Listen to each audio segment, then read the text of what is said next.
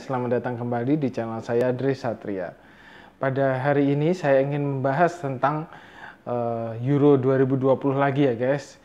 Pada hari ini saya akan membahas tim-tim yang menurut saya jadi kuda hitam di Euro 2020.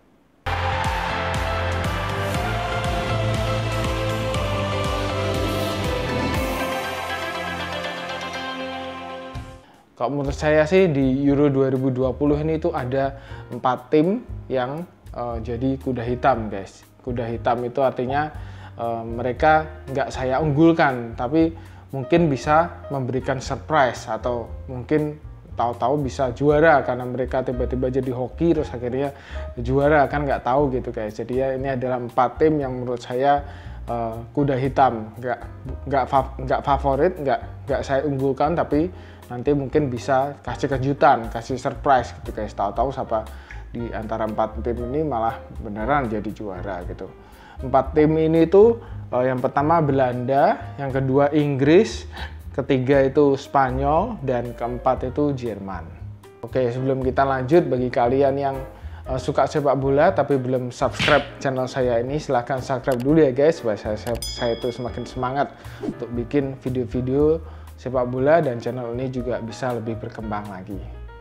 Saya akan menyerang tim-tim kesukaan kalian guys, jadi kalian jangan sakit hati. Kalau kalian sakit hati, kalian nggak sependapat dengan pendapat saya, silahkan komen aja di bawah ya guys. Oke, yang pertama itu tim Belanda guys.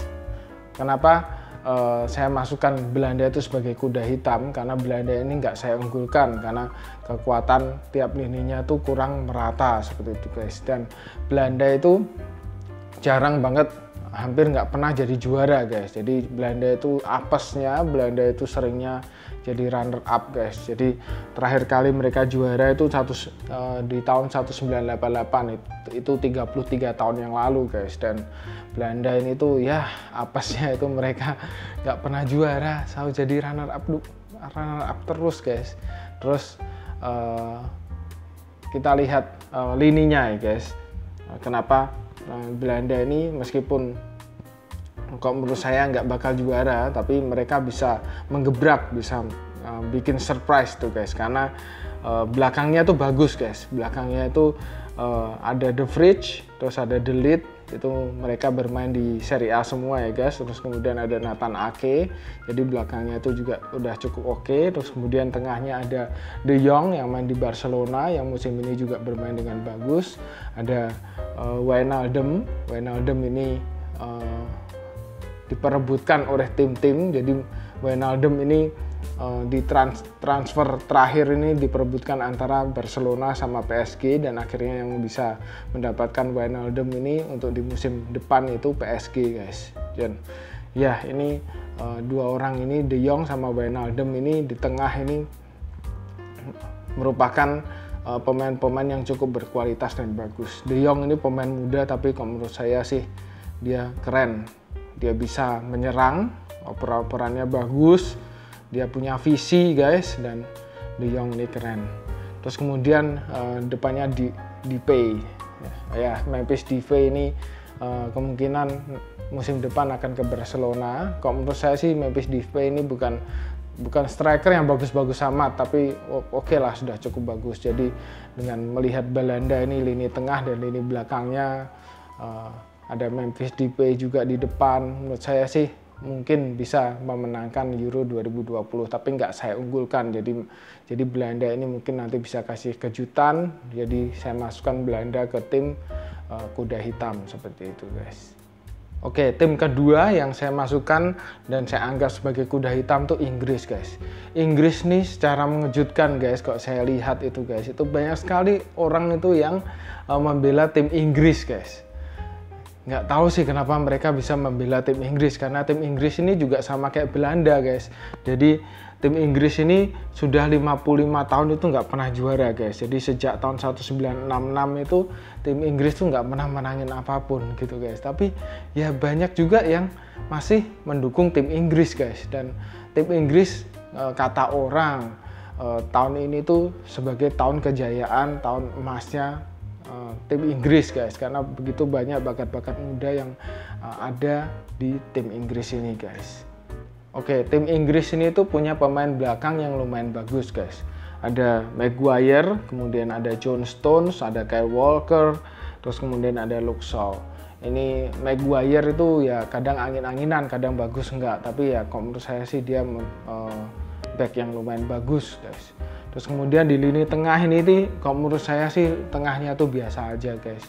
Banyak orang tuh yang suka Mason Mount, tapi saya tuh lihat Mason Mount itu ya dia tembakan jarak jauhnya akurasinya bagus guys, tapi oper-operannya, passingnya itu masih kurang bagus, dan skillnya, tekniknya itu juga masih kurang bagus. Dan ya Mason Mount kan di Chelsea pada musim ini dan dia memenangkan Liga Champion guys. Dia yang berikan assist di final Liga Champion dan akhirnya assist itu bisa jadi gol gitu guys.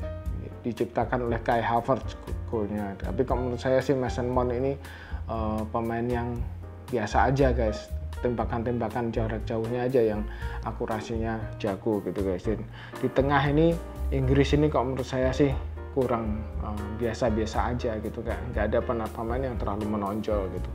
Terus di depan itu ya depannya menonjol sih guys, Harry Kane sama Foden guys. Phil Foden sama Harry Kane ini musim ini bermain dengan bagus sekali. Harry Kane ini konsisten di Tottenham itu dia selalu bermain bagus. Jadi kenapa Inggris ini saya masukkan ke tim kuda hitam, nggak saya unggulkan karena ya tengahnya kalau menurut saya masih kurang bagus guys. Jadi tengahnya itu untuk pembangunan serangannya itu masih kurang bagus, apalagi kemarin tuh Henderson itu juga kena kritik karena kenapa dia ngambil penalti dan akhirnya penaltinya malah nggak masuk. Jadi ya banyak pemain-pemain kayak Declan Rice, Henderson itu menurut saya nggak bagus-bagus amat gitu loh guys. Dan Inggris ini nggak saya jagokan, jadi saya masukkan ke kuda hitam karena ya ada Harry Kane, ada Phil Foden, terus belakangnya juga bagus gitu guys. Jadinya kemungkinan Inggris ini bisa kasih surprise, kasih kejutan gitu guys. Dan banyak juga pendukungnya yang meyakini bahwa Inggris itu masa kejayaannya ialah di tahun ini gitu guys. Tim ketiga yang saya masukkan ke tim kuda hitam itu adalah Spanyol guys. Spanyol ini saya kurang sukanya itu mereka serangannya guys. Jadi gelandang serangnya, penyerangnya, pembangunan serangannya itu tuh sering buntu guys. Apalagi kalau melawan tim-tim yang parkir bus itu mereka sering buntu, minim kreativitas karena penyerangnya itu nggak tahu, Enrique itu sukanya pasang Morata, pasang Ferran Torres guys. Ya, saya sih lebih suka Gerard Moreno guys. Dan kalau Morata main itu waduh itu sudah hopeless lah saya guys. Morata tuh saya jujur lagi saya katakan lagi bahwa saya itu kurang gitu suka Morata karena Morata itu finishingnya jelek, tekniknya juga nggak begitu bagus, tapi kok malah dipercaya sama Luis Enrique.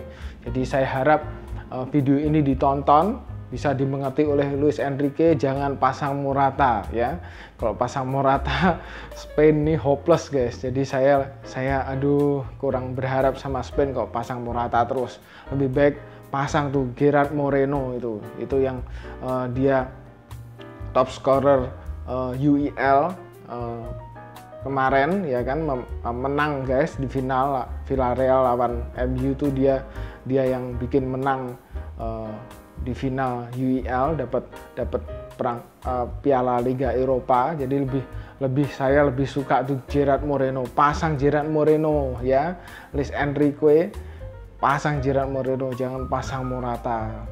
Kalau kamu pasang Morata terus, waduh ini Spanyol nggak ada harapan. Jangan pasang Morata ya. Ferran Torres tuh juga di Manchester City itu cuma apa ya, penyerang lapis kedua aja gitu loh, jarang juga dimainin gitu ya. Jangan pasang Ferran Torres, tapi nggak ada pilihan juga gitu loh di Spanyol. Makanya saya masukkan Spanyol ke tim kuda hitam karena penyerang-penyerangnya ini kurang begitu bagus, dan gelandang serangnya ini Pedri sama Dani Olmo guys. Pedri itu kadang main bagus, kadang nggak bagus, jadi inkonsisten gitu guys. Kadang apalagi match besar dia itu sering grogi ya. Dia pemain muda, masih kurang berpengalaman, dan kalau diasah terus mungkin dia bisa menjadi gelandang serang yang bagus. Tapi kok menurut saya saat ini Pedri itu masih belum begitu bagus guys, dan ya angin-anginan. Kadang kalau dia main bagus ya bagus, kalau sering-seringnya sih kok di partai-partai penting tuh dia nggak main bagus gitu guys. Jadi ya saya pesimis dengan Spanyol tuh gara-gara lini serangnya itu kurang bagus gitu guys. Dan kenapa tim ini saya masukkan sebagai kuda hitam, kenapa saya masih punya harapan kalau Spanyol ini bisa bikin surprise, bisa bikin kejutan gitu guys, karena gelandang bertahannya, tengahnya tuh ada orang-orang yang cukup berpengalaman seperti Thiago, terus kemudian ada Rodri yang main di Manchester City, itu cukup oke gitu guys. Sering juga Sergio Busquets ya guys, tapi Busquets nih juga angin-anginan nih. Kadang kalau dia main bagus dia bisa bikin operan-operan yang luar biasa, yang operan-operan yang langsung direct ke striker, terus striker bisa langsung bikin gol gitu guys. Tapi ya sering juga Busquets ini nggak perform juga. Jadi Busquets ini mungkin sudah terlalu tua, dia tuh lambat guys. Jadi dia kok sudah ke depan gitu, ke belakangnya tuh lambat gitu guys. Jadi dia sebagai gelandang bertahan itu kurang bagus karena dia mungkin sudah faktor umur sih. Jadinya Busquets nih ya nggak saya jagokan lagi sekarang gitu guys. Dan saya suka karena ada Rodri sama ada Rodri sama ada Thiago di tengah gitu guys. Mungkin itu yang bisa bikin perbedaan di tim Spanyol ini guys. Dan sayapnya ini juga bagus guys. Sayap di Spanyol dia punya Jordi Alba yang bermain bagus sekali di Barcelona musim ini, sama Cesar Azpilicueta di Chelsea juga, dia juga main bagus sekali, menangin Liga Champions gitu guys. Jadi ya orang-orang ini mungkin yang bisa bikin perbedaan di Spanyol, dan Spanyol mungkin bisa bikin surprise, bikin kejutan di Euro 2020 ini. Makanya saya taruh Spanyol itu di tim kuda hitam. Barangkali Spanyol bisa bikin kejutan dan bisa jadi juara. Terus satu lagi kenapa saya nggak begitu suka untuk Spanyol, nggak mengunggulkan Spanyol di Euro 2020 ini, karena mereka cuma main 24 pemain aja guys. Jadi nggak tahu nih, Luis Enrique cuma manggil 24 pemain aja, dan dari pemain-pemain Real Madrid mah nggak dipanggil sama sekali. Saya ya arogansinya, kesombongan dari Enrique ini saya juga kurang suka gitu guys. Terus tim terakhir yang saya jagokan, yang saya anggap sebagai kuda hitam, itu tim Jerman guys. Tim Jerman ini kenapa saya masukkan sebagai kuda hitam, nggak saya unggulkan, karena tim Jerman ini mainnya itu juga inkonsisten guys. Kadang bagus, kadang jelek. Malah kemarin di kualifikasi Piala Dunia ya malah kalah sama Makedonia guys. Dan mereka di kualifikasi Piala Dunia juga masih peringkat ketiga di grup J, dan belum aman juga gitu guys. Jadi ya Jerman ini inkonsisten gitu guys. Pada pemain-pemainnya kalau menurut saya sih berkualitas, bagus guys, tapi nggak tahu sih dari segi permainan kok kadang bapuk, kadang kalah sama tim-tim yang lebih lemah daripada mereka gitu guys. Dan kalau peringkat FIFA di Jerman ini guys, Jerman ini sekarang peringkatnya 12 guys, bahkan Jerman ini nggak masuk 10 besar gitu guys. Jadi ya saya nggak bisa mengunggulkan Jerman gitu guys. Terus apalagi kalau yang main itu Timo Werner guys. Waduh, kalau main Timo Werner itu saya lebih pesimis lagi guys. Kalau main Timo Werner itu dia cuma bisa ngegolin kalau nggak ada kipernya, padahal gawang kan pasti jaga kiper guys, jadi dia nggak bisa ngegolin guys. Jadi makanya saya itu rada pesimis kalau Timo Werner tuh main. Terus harapan saya dengan tim Jerman ini, kenapa tim Jerman ini bisa jadi kuda hitam? Karena tim Jerman ini pemainnya kalau menurut saya sih kualitasnya merata guys.